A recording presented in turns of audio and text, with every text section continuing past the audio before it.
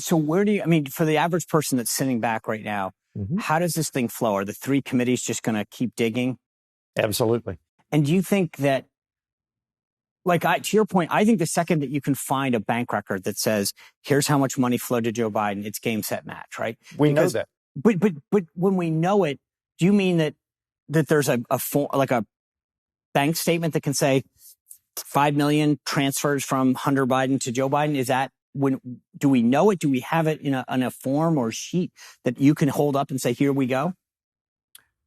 Well, I'm not going to get into the committee's business, but they're talking about, they know, I think, on order of $20 million. Right.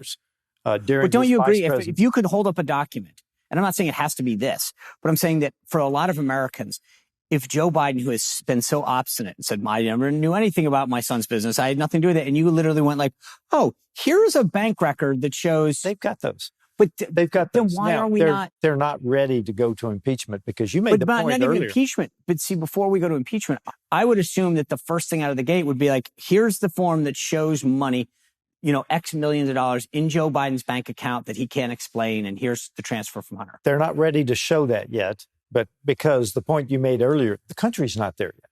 But that's my point. Wouldn't the country be there if we did that? When they are satisfied with what they have found, I have no doubt they'll lay it out exactly as you described. Because that's where I think most people, largely because of the way the media has presented this, believe that this is, as Donald Trump would call it, a witch hunt. Yeah. But once you see something that is undeniable. It was like the laptop. Everybody said it was, think about it. Disinformation. You got these intel officials telling the American people this is ridiculous, right? And then the second that the laptop comes out and it's confirmed, everyone went, oh, and not one thing on that laptop has ever been disputed. Not one. And so it makes it a lot harder now for them to deny anything, because it's like, well, you said those text messages were legitimate. The photos were legitimate. The emails were legitimate.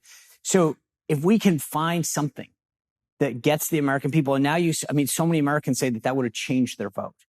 So my only point is, the sooner that there's two things, one thing that you can hold up and say, here's a statement, or an email that says, thanks for the 15 million, Hunter, then it's game, set, match. And then you are on board with impeachment. But I would assume that would be before you actually go to impeachment. It will be. Okay. And they've got the evidence. They'll find more. And at the time that they decide, the leadership decides, they'll lay all of that out. Do you think as a judge, it's interesting, all of these folks that I watched, Peter Navarro just got sentenced the other day for not complying with a January 6th subpoena, January 6th congressional subpoena. Mm-hmm. How do you think they're going to react in the White House to this new level of subpoena power that the House has? They're going to push back hard. They're going to push back hard. They will do everything they can to obstruct it. So that's not a question. Yeah. Because they're now admitting that they're going to, they've started laying the groundwork for a defense. So they've admitted there's something there. Yeah.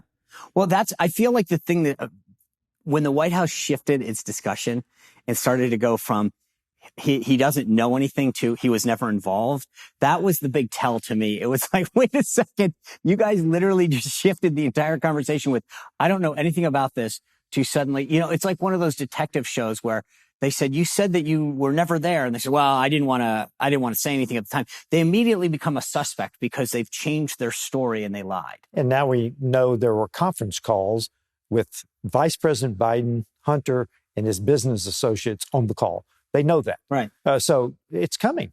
So I want to pivot to spending. You brought this up.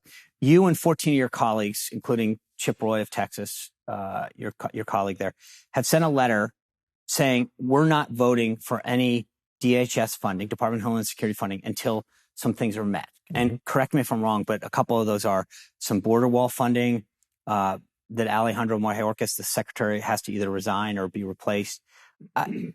Just straight up, do you think that the Biden administration will ever do any of those things? Let's back up just a second. The power of the House is at its peak in the next 2 weeks. Will we use that power of the purse to force that issue that you just talked about? Because President Biden considers Congress irrelevant. Correct. He considers the law irrelevant. He considers the border irrelevant.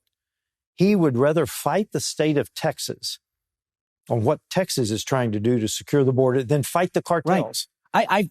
Total side note. I thought this idea of suing them to get rid of those buoys in the river, I was like, you guys are literally finding ways to help them. That's correct. So go back to this. Walk me through the strategy. It is September 13th. The government, if it's not funded by the last day of September, shuts down. Mm-hmm. Strategically speaking, get back to like what you guys want and how you want to achieve it. Well, you've identified the hard nut to crack. How do we force the Biden administration? And I think the border is an excellent issue. Sure. Because people all over the nation now, the mayor of New York City said they're destroying a city with a minuscule number of illegal immigrants. Right. So it's a great issue across the nation. So we need to find, and I'm not sure I've got the answer, but we've got to find the vehicle that will force the Biden administration. Or do we give him something? But see, I get the power of the purse, right? You're right. The Constitution makes it very clear. So you could say, we're going to fund it at this level. Right. Okay. You could even give them more money and say, but at the end of the day, part of one of your requests that I read is that like Alejandro Mayorkas must leave. That's not a fund. You guys have the power of the purse. Right. But the Senate's controlled by Democrats and Joe Biden's, at least in office. Somebody over there's running the show. I'm not sure if it's run, Jeff Zients or whatever. But the question I have is, how do you force them, considering the Democrats in the Senate may say, Biden's going to say, I can't sign anything until you guys go to conference, there's no bill. So how do you get Democrats to come to the table and say, we're willing to talk about this? And the bigger question is, what is it that you want to achieve? Do you want more funding? Do you want them to agree to do certain things? What is it ultimately, if they said, all right, you're holding this up, what do you want? We would like for the president to enforce the law. But he's not doing it. But he's not doing it. And frankly, in H.R. 2, which everybody talks about attaching to a short-term CR, even if we got 80% of H.R. 2, which is what they're talking about, it still doesn't force him, even if he signed it. I think a minor win would be get him to admit that there's a problem on the border.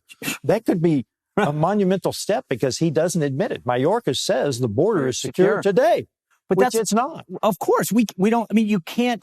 You brought up Mayor Adams in New York. You can't have a mayor of a blue city, a deep blue city, saying that his city's going to shut down based on a couple busloads.